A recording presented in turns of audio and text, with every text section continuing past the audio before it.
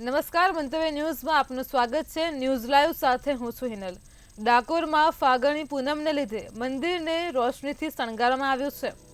Breaking news સામે આવી રહ્યા છે। જય રણછોડ માખણ ચોરના નાદ સાથે ભક્તો મંદિરે ઉમટી પડ્યા છે। તો ડાકોરમાં મંદિરને રંગીન રોશનીથી ઝળહળી ઉઠ્યું છે। આપ ટીવી સ્ક્રીન પર દ્રશ્યો જોઈ શકો છો। ફાગણી પૂનમને લઈને મંદિરને રોશનીથી શણગારાયું છે।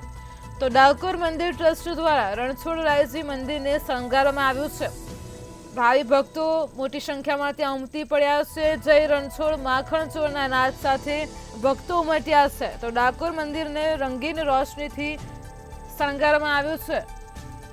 આજે ફાગણી પૂનમને લઈને મંદિરને રોશનીથી શણગારવામાં આવ્યું છે।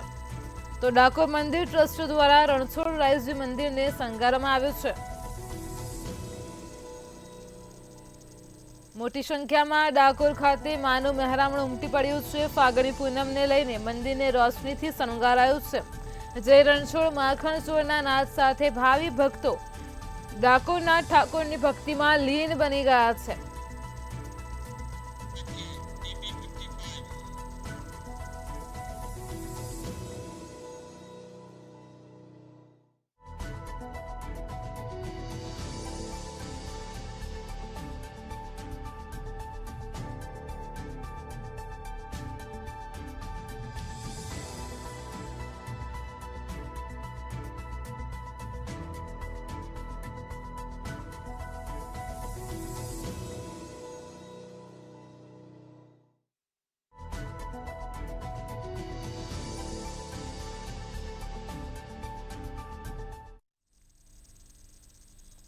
સુરતમાં ઠેર ઠેર હોલિકા દહન કરવામાં આવ્યું છે। બ્રેકિંગ ન્યૂઝ સામે આવી રહ્યા છે। સુરત જિલ્લામાં આજે હોળીના પાવન પર્વને લઈને ઠેર ઠેર અનેક વિસ્તારોમાં હોલિકા દહનનું આયોજન કરાયું।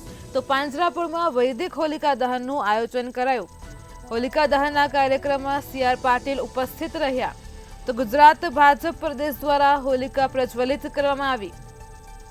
સુરતમાં ઠેર ઠેર જગ્યાએ હોલિકા દહનનું કાર્યક્રમ યોજાયો। ખાસ કરીને પાંજરાપોળમાં વૈદિક હોલિકા દહનનું આયોજન કરાયું, જેમાં હોલિકા દહનના કાર્યક્રમમાં CR પાટીલ ઉપસ્થિત રહ્યા। તો ગુજરાત ભાજપ પ્રદેશ દ્વારા હોલિકા પ્રજ્વલિત કરવામાં આવી છે। આપ ટીવી સ્ક્રીન પર દ્રશ્યો જોઈ શકો છો। પાંજરાપોળ ખાતે વૈદિક હોલિકા દહનનું ખાસ આયોજન કરવામાં આવ્યું હતું। આજે હોળીના પાવન પર્વને લઈને સમગ્ર રાજ્યમાં ઠેર ઠેર હોલિકા દહનનું આયોજન થયું છે। જ્યારે સુરતની વાત કરીએ તો ગુજરાત ભાજપ પ્રદેશ દ્વારા હોલિકાને પ્રજ્વલિત કરવામાં આવી છે, પૂજા અર્ચના કરવામાં આવી છે। તો હોલિકા દહનના કાર્યક્રમમાં CR પાટીલ ઉપસ્થિત રહ્યા છે। પાંજરાપોળમાં વૈદિક હોલિકા દહનનું આયોજન કરાયું।